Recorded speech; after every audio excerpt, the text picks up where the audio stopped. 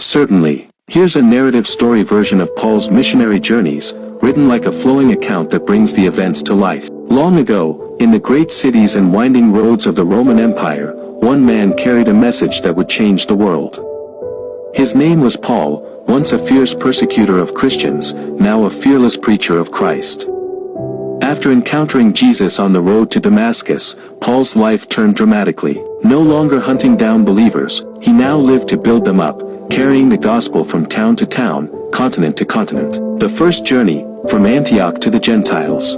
It began in Antioch, where the Holy Spirit called Paul and Barnabas to go. The church laid hands on them, prayed, and sent them out. Sailing first to Cyprus, they preached boldly and even confronted a sorcerer named Elymas who tried to oppose them. Paul, filled with the Holy Spirit, struck the man blind, and the Roman governor believed in Jesus. From there, they sailed to what is now Turkey, to Pisidian Antioch, Iconium, Lystra, and Derbe. They taught in synagogues, healed the sick, and proclaimed Jesus as the Messiah. Crowds gathered. Some believed, but others stirred up violence. In Lystra, Paul was stoned and left for dead. But he rose again, dusted himself off, and walked back into the city, undaunted. Their journey ended back in Antioch, where they shared how God had opened the door of faith to the Gentiles. The second journey, into Europe. This time, he went with Silas, and soon they were joined by Timothy, a young believer. After revisiting churches in Asia Minor, Paul received a vision in the night, a Macedonian man pleading, "Come over and help us."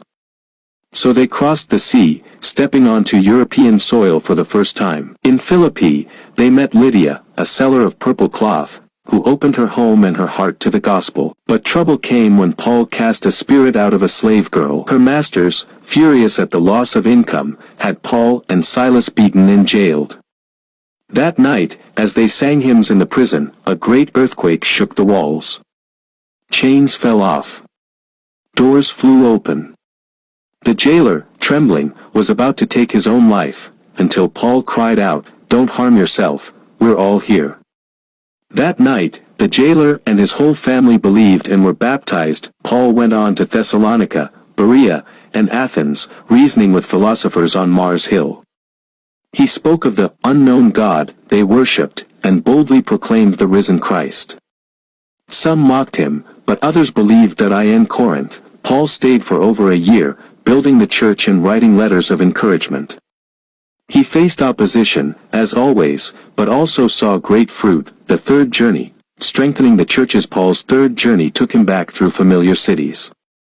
In Ephesus, he taught for 2 years, and the gospel spread powerfully.